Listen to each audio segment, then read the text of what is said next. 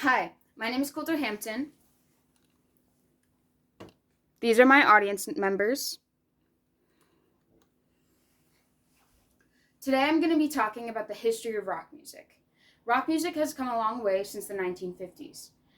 I'm going to be starting with the birth of rock music, the whitening of rock music, Elvis Presley and his impact, the possible death of rock music, and the revival of rock music.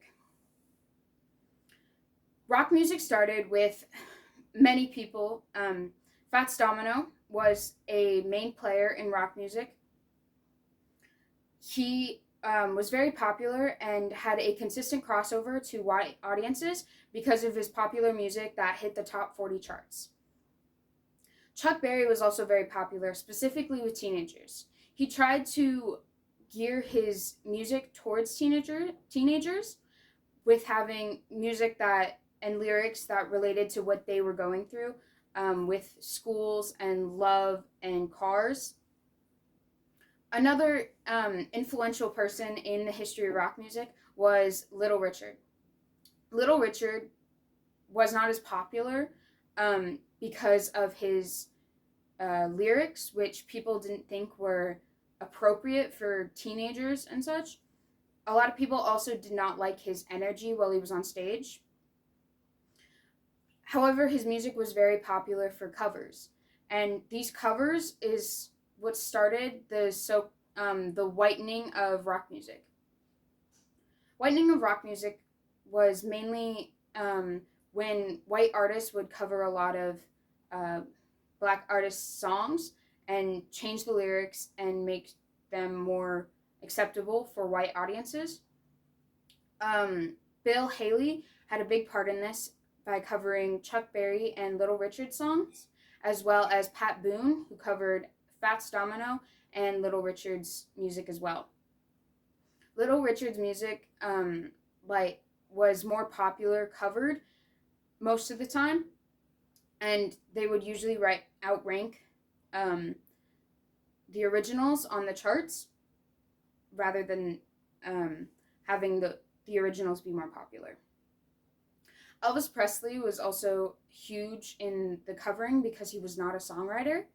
When the Sun Records found Elvis Presley, their goal was to have someone who could break down the boundaries between the rock and roll and the more popular genres like pop and blues music. Um, he was also not at first wasn't as accepted because of the way he danced. A lot of people thought it was a bad influence on younger generations. However, that changed once he was on television shows and seen as calmer, such as the Ed Sullivan Show, which showed him from only the waist up. After rock music was very popular, there was a possible end for rock music, which started with in 1957 with Chuck Berry's, um, not Chuck Berry's, with Little Richard's change from making music in general to religious practices.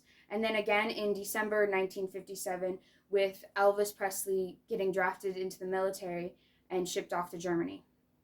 And then again in 1958, Jerry Lee Lewis was exposed in the press for his marriage between his 13-year-old cousin. And then in 1959, Buddy Holly was killed in a plane crash. And then later in 1959, Chuck Berry was arrested for transporting a teenage girl through state borders. In the 1960s is what was called the revival of rock music. Rock music had went through a lot of struggles with things like teen idols being very popular and girl groups and surf music with the Beach Boys and as well as the British invasion, which was when people like the Beatles were becoming very popular. and came into America and had a lot of their music up. The Rolling Stones started the revival for rock music. They became very popular very fast, and after that, a lot of other rock and roll artists came up and were singing and making music as well. Rock music has changed drastically, and a lot of it is because of the world situations like the war and just how people were living. And it's important to acknowledge who started rock music with Fats Domino, Chuck Berry, Little Richard, and Elvis Presley. These people are really important in our history, and it's important to know. Thank you. My name is Coulter Hampton. These are my audience members. Thank you for listening.